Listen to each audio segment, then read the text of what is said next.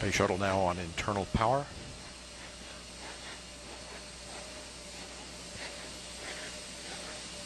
Liquid oxygen and liquid hydrogen fill and drain valves are closed.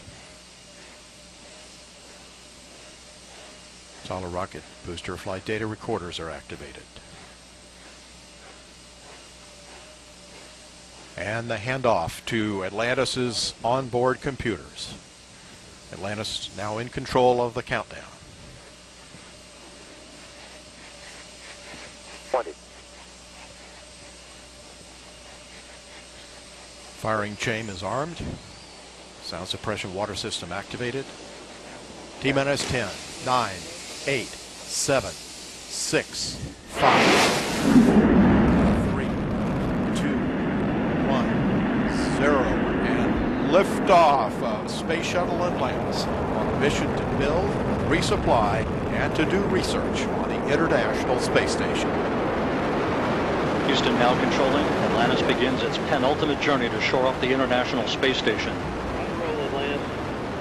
Atlantis now in the proper alignment for its 8.5-minute ride to orbit. 4.5 million pounds of hardware and humans taking aim on the International Outpost. 30 seconds into the flight. Atlantis almost 2 miles in altitude, almost 6 miles downrange from the Kennedy Space Center already, traveling 500 miles an hour. The 3 liquid fuel main engines now throttling back to 72% of rated performance, going into the bucket, reducing the stress on the shuttle as it breaks through the sound barrier. 55 seconds into the flight, all systems operating normally, 900 miles an hour. The speed of Atlantis right now, 6 miles in altitude, 9 miles downrange. Atlantis, go with throttle up. Copy, go with throttle up. The throttle up call acknowledged by Commander Charlie Hobaugh, joined on the flight deck by pilot Butch Wilmore, flight engineer Randy Bresnik, and Leland Melvin. Seated down on the middeck are Mike Foreman and Bobby Satcher, kicking off their work week with a Monday commute to orbit. 1 minute, 30 seconds into the flight. Atlantis 13 miles in altitude, 15 miles downrange, traveling almost 2,000 miles an hour.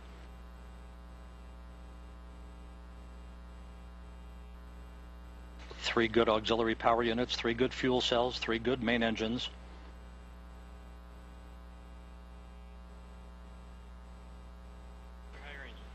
One minute, 50 seconds into the flight. 10 seconds away from solid rocket booster separation.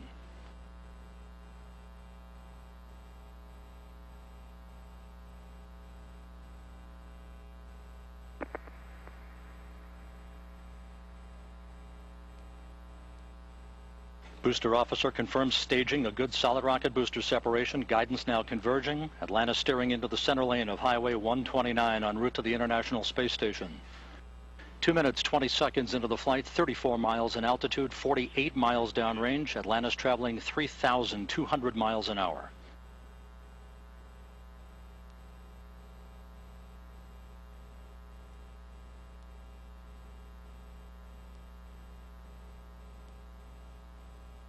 The propulsion officer in mission control reports that the orbital maneuvering system engines have ignited. Atlantis kicking on the afterburners. Copy, 2 engine down.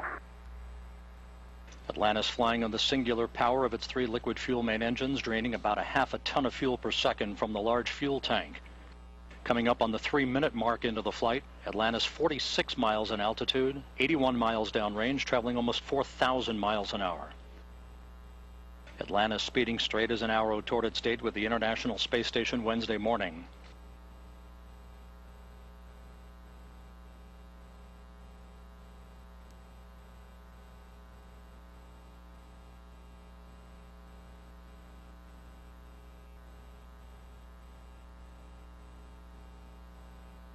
Three and a half minutes into the flight, all of Atlantis' systems functioning by the book. 55 miles in altitude, 120 miles downrange, traveling almost 5,000 miles an hour.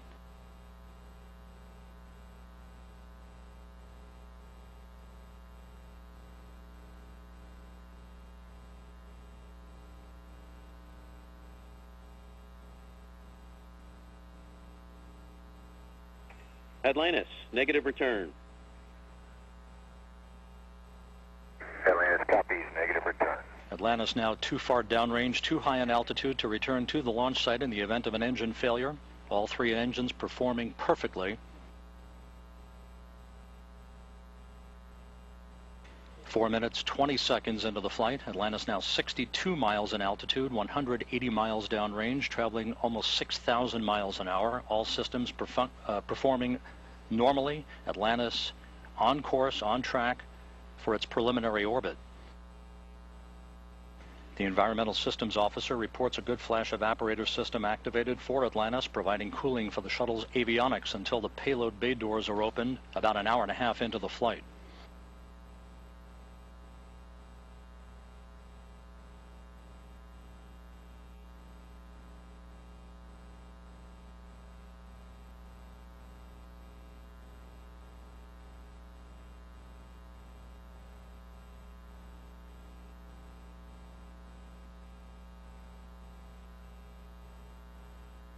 Atlantis, press to ATO.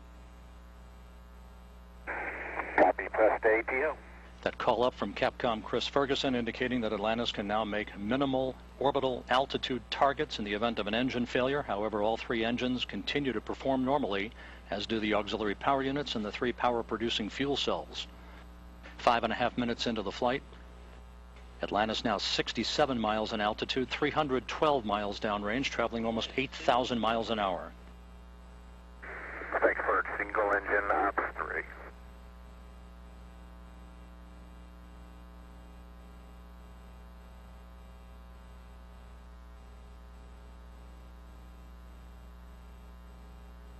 Atlantis now beginning to roll to a heads-up position, the main engine swiveling, enabling the shuttle to move to a heads-up position above its fuel tank, gaining more favorable communications through the tracking and data relay satellite system as it heads uphill.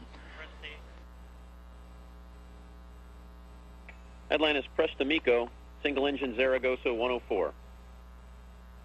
Press to MECO, single engine Zaragoza 104. That call from Capcom Chris Ferguson to Commander Charlie Hobaugh indicating that Atlantis can make normal orbital cutoff targets in the event of an engine failure. Go for the pitch. Okay, nominal shutdown, go for plus X, go for the pitch.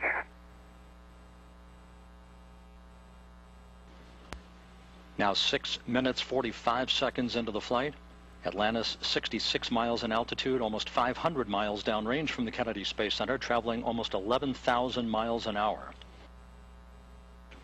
90 seconds left in powered flight. Atlantis, single engine press 104. Single engine press 104.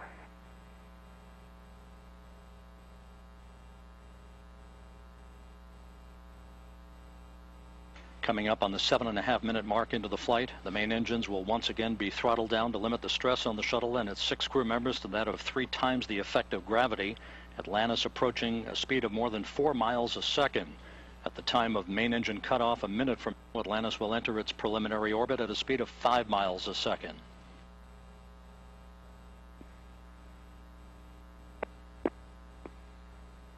Seven minutes, 40 seconds into the flight.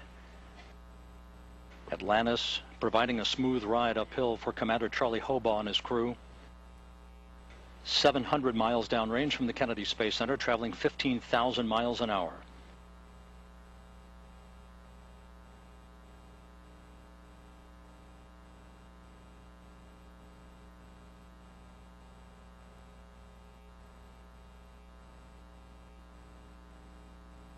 Eight minutes, 10 seconds into the flight.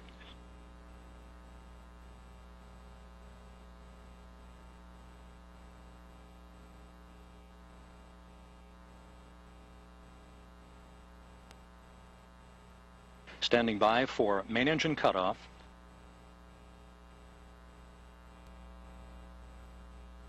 Main engine cutoff confirmed by the booster officer. Standing by for external tank separation.